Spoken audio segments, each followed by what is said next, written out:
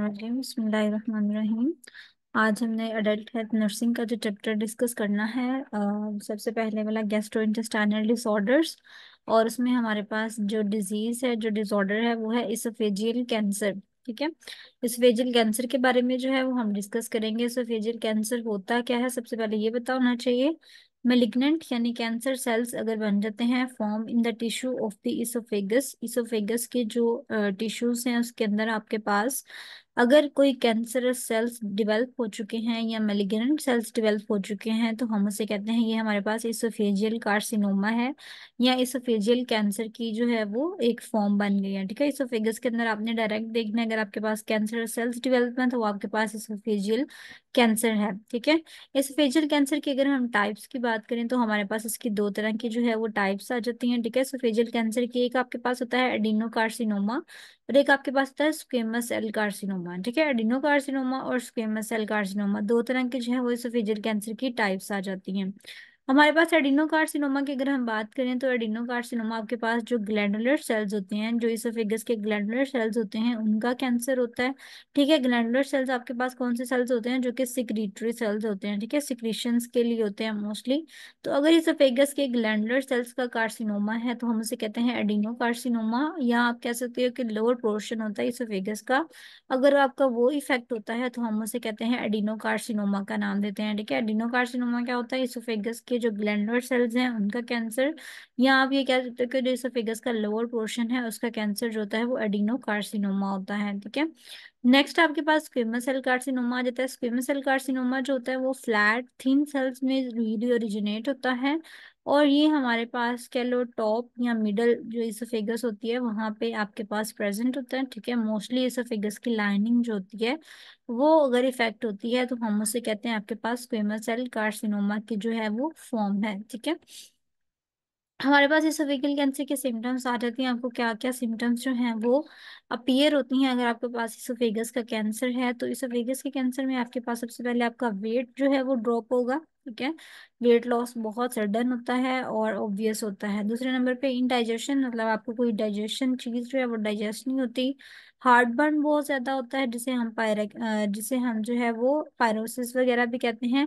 और pen difficulty in swelling जो है वो बहुत ज्यादा होती है। चॉकिंग, मतलब आपको बार बार इस तरह से लगता है कि आपके जो स्वेलिंग करते हुए जो है आपके थ्रोट में कोई चीज जो है वो, जैसे आप कह लो कि ऑब्स्टेकल है, कोई हर्डल है। ठीक है। उसे हम कहते हैं चॉकिंग, जिसकी वजह से सांस रुकता है। चेस्ट पेन जो है वो बहुत ज्यादा होती है। ठीक है। तो ये सब फेजियल कैंसर की सिम्टम्स आ जाती हैं। फर्दर सिम्टम्स को हम डिस्कस करें तो हमारे पास फटीग आ जाती है। ठीक है। क्रोनिक कफ होती है, हिकअप्स भी हैं, और इसके अलावा एनोरेक्सिया नर्वोसा जो आपने पढ़ा था, ठीक है, उसके अकॉर्डिंग हमारे पास ये सिम्टम्स जो हैं इसकी आपके पास अपीयर होती हैं। सिम्टम्स के बाद अगर हम बात करें तो हमारे पास रिस्क फैक्टर्स आ जाते हैं। ठीक है। रिस्क फैक्टर्स में आपके पास कौन कौन सी चीजें आती हैं, अल्कोहल है, स्मोकिंग है, गर्ड है, बैरसिसोफेगस है, बीइंग ओवरवेट। यानी ये रिस्क फैक्टर्स में चीजें आती हैं कि अगर अल्कोहल लेता है इंसान तो उसकी जो है वो ज्यादा हो सकती है। जो स्मोकिंग करते हैं उनकी बहुत ज्यादा हो जाती है। ठीक है। गर्ड वगैरह की गैस्ट्रोएसोफेजियल रिफ्लेक्स डिसऑर्डर्स की जो कंडीशंस होती हैं उसमें भी ये चीज जो है वो बहुत ज्यादा पाई जाती है। ठीक है। बैरेट्स इसोफेगस में या ओवरवेट अगर इंसान होता है तो उसमें भी जो है वो एक रिस्क फैक्टर होता है कि इन चीजों की वजह से हमारे पास इसोफेजियल कार्सिनोमा ज्यादा हो सकता है। ठीक है। तो ये आपके पास रिस्क फैक्टर्स जो है वो आपकी बुक के अकॉर्डिंग यहाँ पे मेंशन किए गए हैं। ठीक है। जो ब्रूनर की आपकी बुक है ना, अगर आप उसको देखेंगे उसके अंदर से जितने भी पैराग्राफ्स हैं उनको शॉर्ट करके उसके अंदर से एक एक पॉइंट निकाल के जो है वो इसके अंदर लिखा गया है। ठीक है।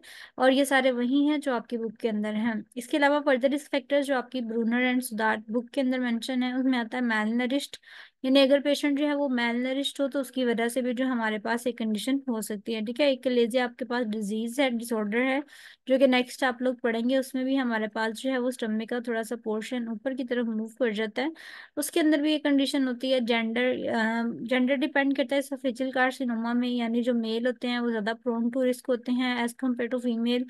या आप कह सकते हो कि जिनकी टिश्यूज जो हैं उनके अंदर ग्लैंडुलर सेल्स की जो अमाउंट है वो ज्यादा हो, या उसके अंदर अंदर कोई प्रॉब्लम होने के चांसेस ज़्यादा होते हैं। तो उनकी वजह से जो स्क्वेमस सेल कार्सिनोमा होता है या एसोफेजियल कार्सिनोमा वो ज़्यादा हो सकता है। इसके अलावा रेस आ जाती है या एज ऑफ 45, यानी जब 45 ईयर्स की एज को इंसान अचीव कर लेते हैं तो उसके बाद वैसे भी सेल्स जो होते हैं वो नॉर्मली बिहेव करना स्टार्ट कर देते हैं, ठीक है। तो उसकी वजह से भी आपके सेल्स जो हैं वो कैंसर सेल्स में चेंज हो सकते हैं और आपके पास जो है इसोफेजियल कार्सिनोमा हो सकता है, ठीक है। तो ये आपके पास जो है वो रिस्क फैक्टर्स सारे आ जाते हैं। अगर हम बात करें, हमारे यहाँ पास कुछ डायग्नोस्टिक प्रोसीजर्स आ जाते हैं, ठीक है। डायग्नोस्टिक प्रोसीजर्स में आपके पास कौन कौन से डायग्नोस्टिक प्रोसीजर्स हैं? सबसे पहले आपके पास बेरियम स्वेलो आता है। बेरियम स्वेलो में हम क्या करते हैं, सिंपल आपने क्या करना है, जो बेरियम है डाई, ठीक है, वो आपने करवानी थी पेशेंट को, उसको इंजेस्ट करवानी होती है। और इंजेस्ट करवाने के बाद आपने क्या करना होता है, उसका एक स्कैन करना होता है, ठीक है। स्कैन के थ्रू फिर हम देखते हैं कि जो नॉर्मल सेल्स हैं और जो नॉर्मल सेल्स हैं उनमें क्या क्या डिफरेंस है और कौन कौन से सेल्स हमारे पास कैंसरस सेल्स में चेंज हो चुके हैं, ठीक है।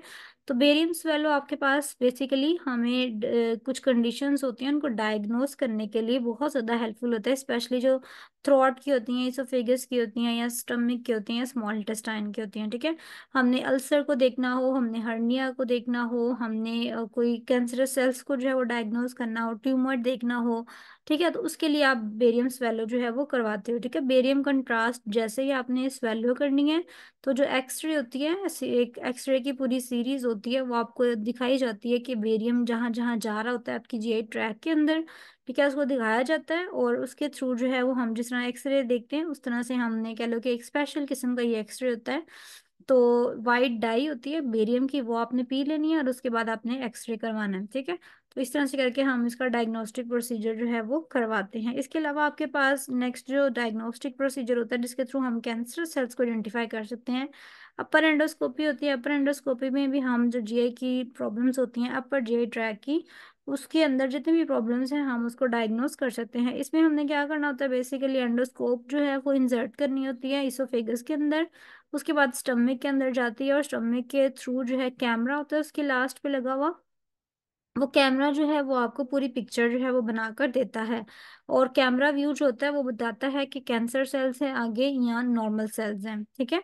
इसी तरह से एंडोस्कोपिक अल्ट्रासाउंड, यानी सिंपल एंडोस्कोप जो हमने करना है उसके आगे अल्ट्रासाउंड अगर साथ हम लगा देते हैं तो वो आपके पास एंडोस्कोपिक अल्ट्रासाउंड जो है वो आ जाता है।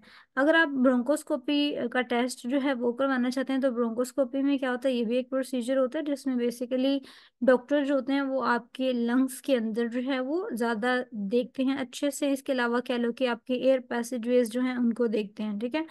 तो इस टेस्ट में मोस्टली वैसे तो नॉर्मल अगर हो तो उसमें पेन नहीं होती, लेकिन अगर नॉर्मल कंडीशन हो तो उसमें पेन होती है, ठीक है।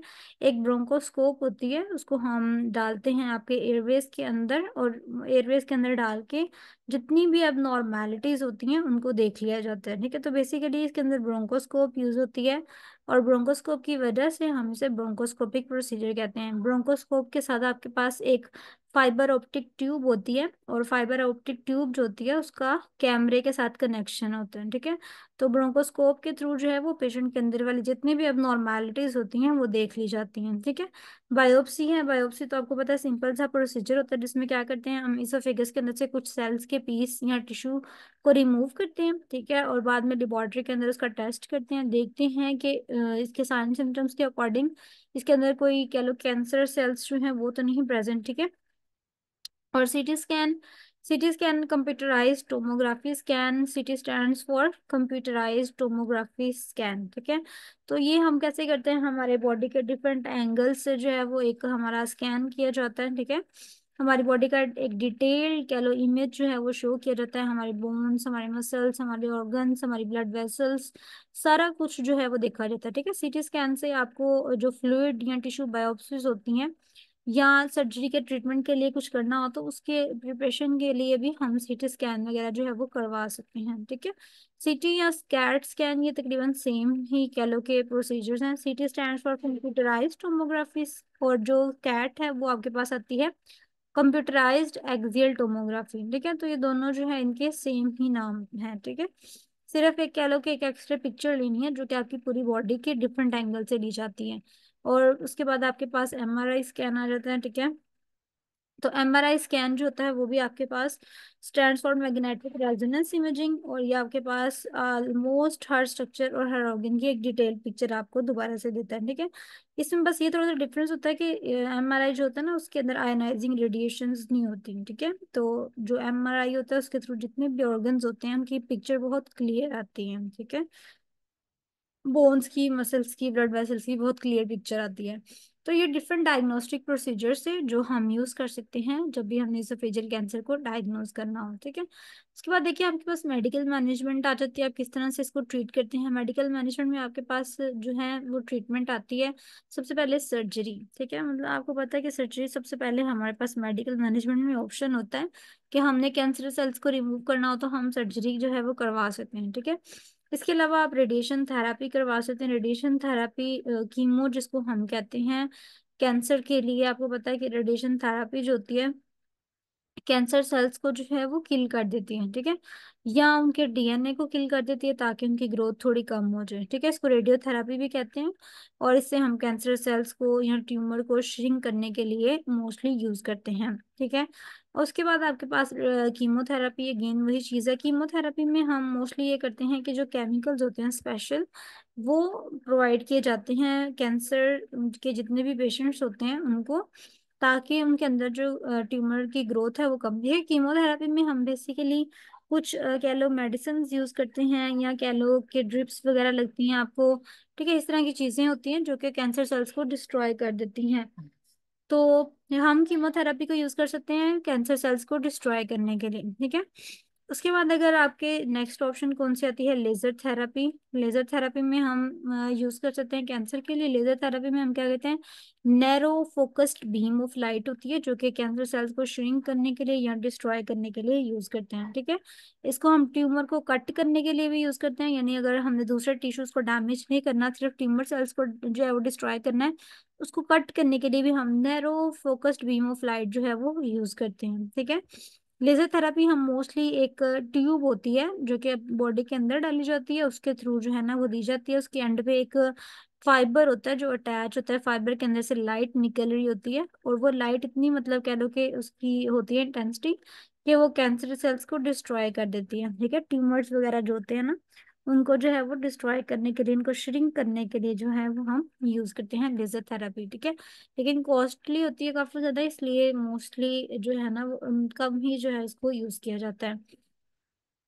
इसके अलावा आपके पास देखें नेक्स्ट प्रोसीजर कौन सा आ जाता है इसके लिए, ये आपकी बुक के अंदर जो है वो मेंशन है कि हम इलेक्ट्रोकोगुलेशन जो है सर्जरी करते हैं, ठीक है। ये सर्जरी की एक टाइप है इलेक्ट्रोकोगुलेशन। इसमें भी क्या किया जाता है, इलेक्ट्रिक करंट प्रोवाइड किया जाता है, ठीक है। जितने भी अब नॉर्मल टिश्यूज होते हैं ना उनको डिस्ट्रॉय करने के लिए इलेक्ट्रिक करंट प्रोवाइड किया जाता है।